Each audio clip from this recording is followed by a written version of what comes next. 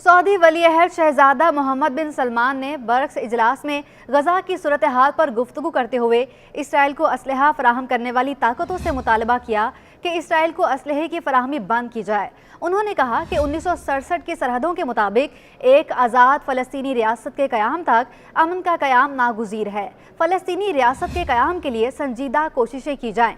Saudi वली-ए-अहद शहजादा मोहम्मद बिन सलमान ने मुतालबा किया है कि फ़लस्तीनी रियासत के क़याम के लिए संजीदा अमन मुज़ाकरात किए जाएँ। अल अरेबिया न्यूज़ के मुताबिक सऊदी वली-ए-अहद शहजादा मोहम्मद बिन सलमान ने बर्क्स की वर्चुअल कॉन्फ्रेंस से खिताब में कहा कि सऊदी अरब मसला फ़लस्तीन के हल के लिए जामा और ठोस अमल शुरू करने का मुतालबा करता है। सऊदी वली-ए-अहद ने गजा में इसराइली हमलों की मज़म्मत करते हुए कहा है कि इबादत गाहों, अस्पतालों और स्कूलों को निशाना बनाया जा रहा है, जिसमें बच्चे, ख़वातीन और मासूम शहरी मारे जा रहे हैं। वली-ए-अहद मोहम्मद बिन सलमान ने कहा कि गजा बहुत मुश्किल में है और कॉन्फ्रेंस में हम सबको इसराइली हमलों को पूरी कुव्वत से मुस्तरद करना चाहिए। गजा में इंसानी अलमियों को रोकने के लिए इज्तिमाई जिद्दोजहद की जाए। बर्क्स वर्चुअल सरबराह कॉन्फ्रेंस में अक़वाम मुत्तहिदा के सेक्रेटरी जनरल अंतोनियो गुतेरेस समेत सऊदीया, मुत्तहिदा अरब इमारात, चीन, मिस्र, रूस, ब्राज़ील, इंडिया, जनूबी अफ्रीका, अर्जेंटाइन, इथियोपिया और ईरान शरीक हैं। उधर हमास इसराइल जंग में अल-कसाम ब्रिगेड के ताबड़तोड़ हमलों में सैकड़ों इसराइली फौजियों की हलाकत के बाद आखिरकार इसराइल ने हमास के सामने घुटने टेक दिए हैं। इसराइली हुकूमत ने गजा में जंग बंदी की मंजूरी दे दी। इसराइल ने यरगमालियों की रहाई के बदले जंग में वक्फे की मंजूरी दी। हमास की कैद से 50 ख़वातीन और बच्चों को 4 रोज़ में रिहा किया जाएगा। इस दौरान जंग में वक्फा होगा। माहदे के तहत इसराइली जेलों में भी कैद 150 फ़लस्तीनी ख़वातीन और बच्चों को रिहा किया जाएगा। हमास ने 7 अक्टूबर को इसराइल पर हमले के दौरान 242 इसराइलियों को यरगमाल बना लिया था, जिनमें से 4 को इंसानी बुनियादों पर रिहा कर दिया गया था, जबकि इसराइल ने एक यरगमाली को बाजियाब कराने का दावा किया था।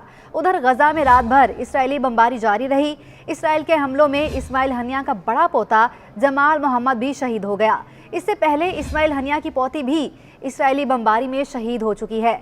7 अक्टूबर से जारी इसराइली बमबारी के दौरान अब तक इस्माइल हनिया के ख़ानदान के 30 से ज़ायद अफराद शहीद हो चुके हैं। फ़लस्तीनी वज़ारत सेहत के मुताबिक मकबूजा मगरबी किनारे में वाक़े तुलकरम कैंप पर इसराइली हमले में 6 फ़लस्तीनी शहीद हो गए।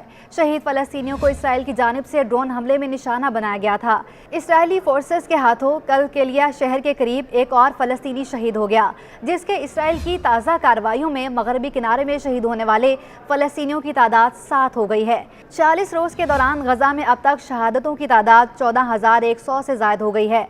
6,000 के करीब बच्चे और 4,000 ख़वातीन भी शहदा में शामिल हैं, जबकि 33,000 से ज़्यादा फ़लस्तीनी शहरी ज़ख्मी हो गए हैं। अल जज़ीरा की एक रिपोर्ट के मुताबिक गजा में इंडोनेशियन अस्पताल की इंतज़ामिया को इसराइली फोर्सेस की जानिब से एक व्हाट्सएप पैगाम मौसूल हुआ है, जिसमें अस्पताल इंतज़ामिया ने बताया है कि इस धमकी ने अस्पताल के अंदर मौजूद अफराद में खौफ व हिरास की कैफियत पैदा कर दी है कि यहाँ वही सब न दोहराया जाए जो अल शफा अस्पताल में हुआ।